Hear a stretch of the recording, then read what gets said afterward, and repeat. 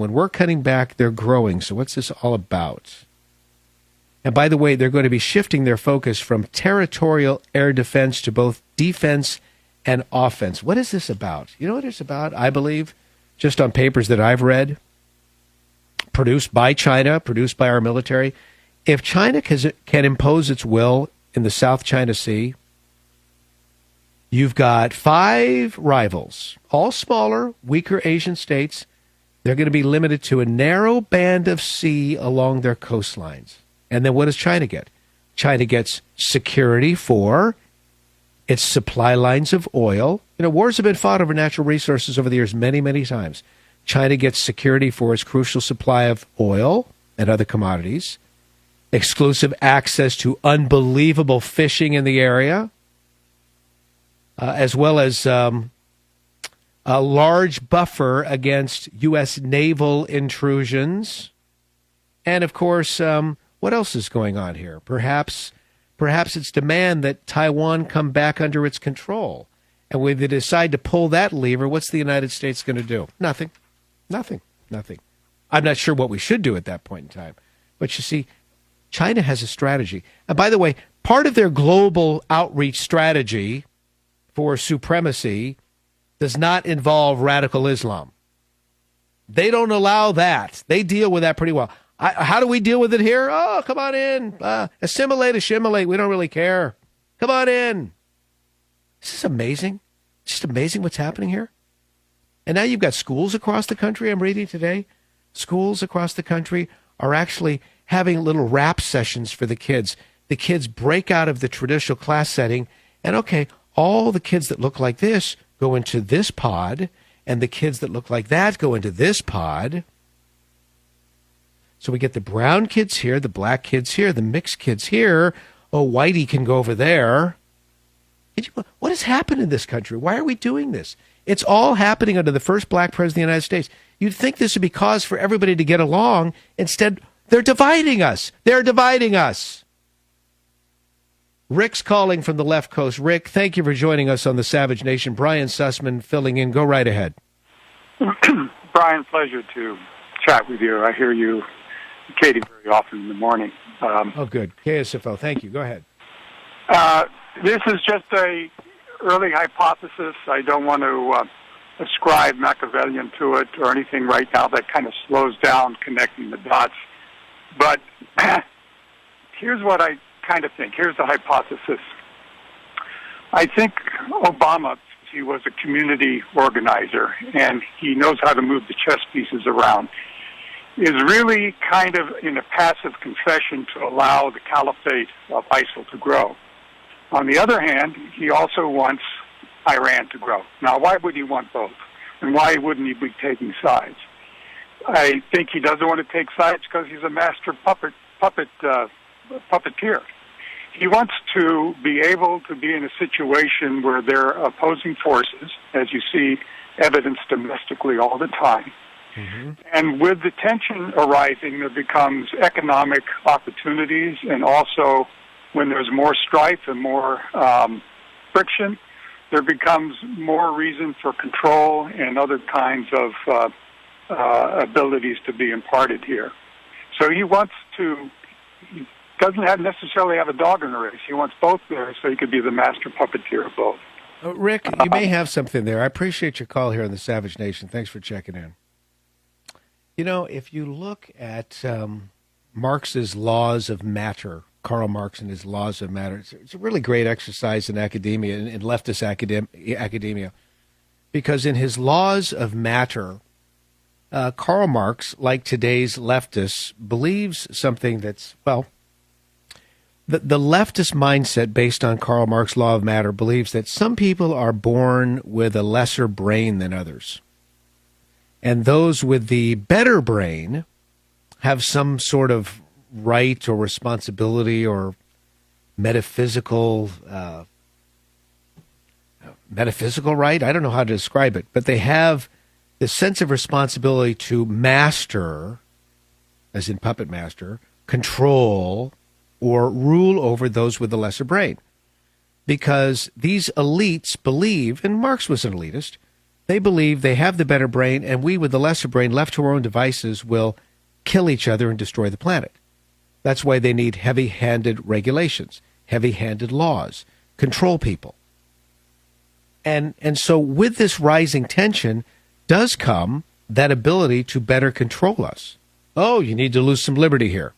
They would never tell you that. They will tell you that we need more laws. We need more things like an expanded Patriot Act or whatever it may be. But this is what they believe. So I think the caller was onto something there. Michael Savage is certainly onto something with his most recent book, Countdown to Mecca. It's available at stores now.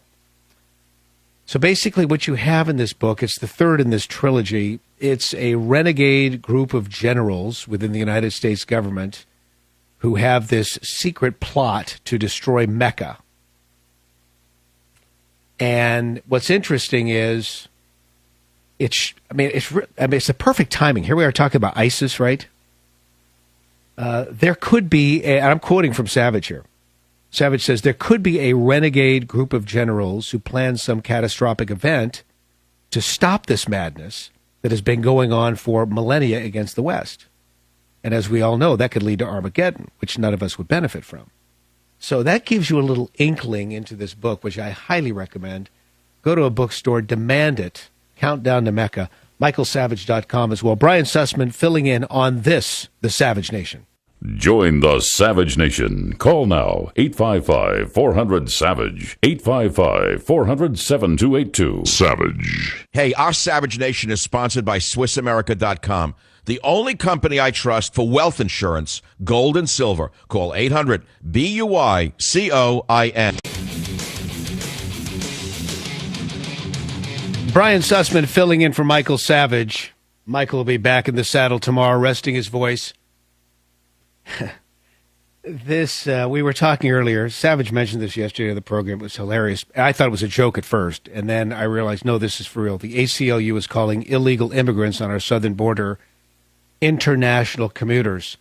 Let's go to Ray, KSFO, San Francisco. Ray, international commuters. International commuters. That's what they're calling them now. Not illegal aliens, international commuters. We must feel good about the language we use, building on what a caller said earlier. The nomenclature, the verbiage is what matters the most. And these international commuters, well, they need guidance to get in the country, and we used to call those guys coyotes, but I guess we can call them unauthorized travel coordinators. And, once these commuters get here, they're going to need a job, but they can't work because it's illegal, so many of them take the crime. They might end up robbing banks or selling drugs, but we can't call them bank robbers and drug dealers. We need to call them persons who make unauthorized withdrawals, or maybe an unlicensed pharmacist working on the corner. So let's feel good. Let's feel real good about what we're doing here, and change the verbiage and pat ourselves on the back. I'm hanging up on myself, Brian. That's very good, very good. Yes, I like that. Unauthorized or unlicensed pharmaceutical dealers. I like that. Or, as I oftentimes refer to the guy who's in the White House right now, the President of the United States, I call him the man occupying the White House. Somehow when I say that, I just feel a little bit better. And I'm hoping there will be a change, as I know many of you are as well. Savage Nation! Savage Nation. Brian Sussman filling in. MichaelSavage.com. Back in just a moment. Carly slamming Hillary. What did she say to slam Hillary? You'll hear next.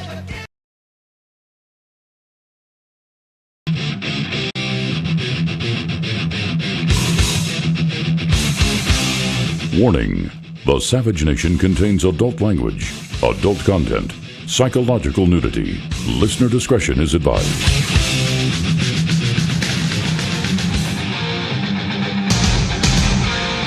And now, America's most exciting radio talk show, The Savage Nation, home of unprotected talk, borders, language, culture.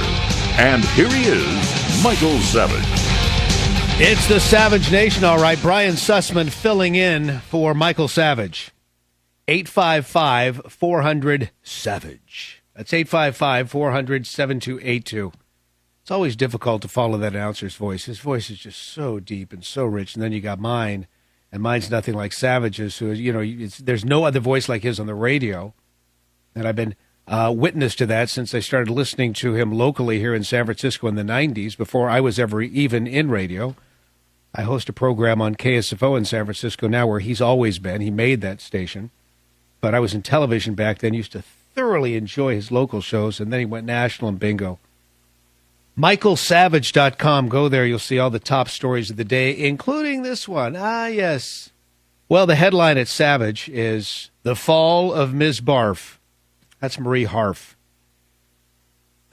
She's leaving the State Department. Now she's going to be the Director of Strategic Communications for John Kerry. Can you believe this? So she'll be the chief liar, spinner, etc. for Kerry. This woman has sold more Whoppers than the Burger King. It's just amazing. She says stuff. It's like a comedy show. I mean, if Saturday Night Live wanted to do a great bit, just do some shtick based on her. But nonetheless, this is one of her greatest ones. It was very recent, and the guys have a compilation, but we may only get through one. A compilation of 4 of these. But she's talking here about what we need to do to prevent the rise of all these ISIS recruits. They need jobs. That's what they need. They need jobs. I mean, Obama came out last week saying it's because of climate change that these guys are joining ISIS. It's because of climate change. Crops are failing. The economy's bad because of climate change. Hey, note to self, Obama, that's a desert. They've always had crop problems. Fly over the Middle East into Israel someday. Desert, desert, desert. You're in the plane, 20,000 feet as you're descending, 15,000 feet, 10,000 feet. You notice desert, desert, desert, brown, brown, brown. Boom, green. It's Israel.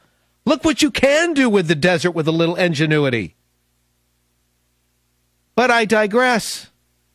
I think the problems in the Middle East really do come down to weather. I will agree with Obama about that. I don't think it's man-caused, of course, but it does come down to weather. Okay, let's be realistic.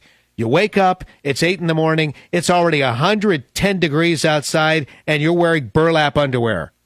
That would get you pretty ticked off in a hurry.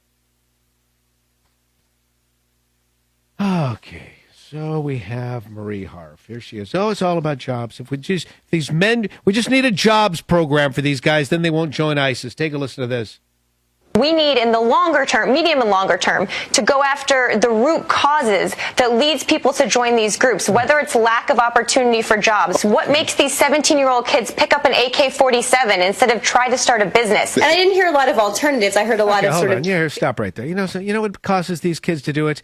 They're trained in the mosques. It starts at home. It goes to the mosques. They hear this hate talk. They hear the hate talk. They're forced to read these verses from the Quran that talk about chopping off the infidel's head. That's where it comes from. Then they're told to get 72 virgins. Come on now. Oh, can't go there. Politically incorrect. Shove it. In the words of John Kerry's wife, just shove it. Remember when she used to say that back when he was running for president? What if he decided to run for president? Oh, gosh. That would be easy to take him off the map quickly. Just bring out all those Swift boat veterans again. Those guys couldn't stand him. John Kerry, Secretary of State. How does this happen? Now you got Carly Fiorina. She certainly knows something about business. She certainly knows how to run companies. There was a time in the 90s where for several years she was Businesswoman of the Year. And she's one of these high net worth individuals who isn't shy about that, like Hillary, claiming she's po. Hillary's po. She's so poor she can't afford the OR at the end of the word. She's po. When we got out of the White House, we didn't have money for mortgages. Can you believe this garbage? Bill Clinton, while she was Secretary of State, pulls down $50 million on speeches. What the? So Carly Fiorina, she's on MSNBC today, because they don't have an audience, and Michael Savage does, will allow people to hear what she had to say. Carly, we're doing you a favor, okay? So here she is. Let's do clip 12, Carly Fiorina on Hillary, and if Hillary can be trusted, clip 12, please. I think when 82% of the American people now believe that there is a professional political class more interested in preserving its own power and privilege than it is in serving the American people, People expect basic questions to be asked of anyone running for president. What have you done? Are you trustworthy? Are you transparent? Will you answer questions? Bingo. I love it. Hillary Clinton, what have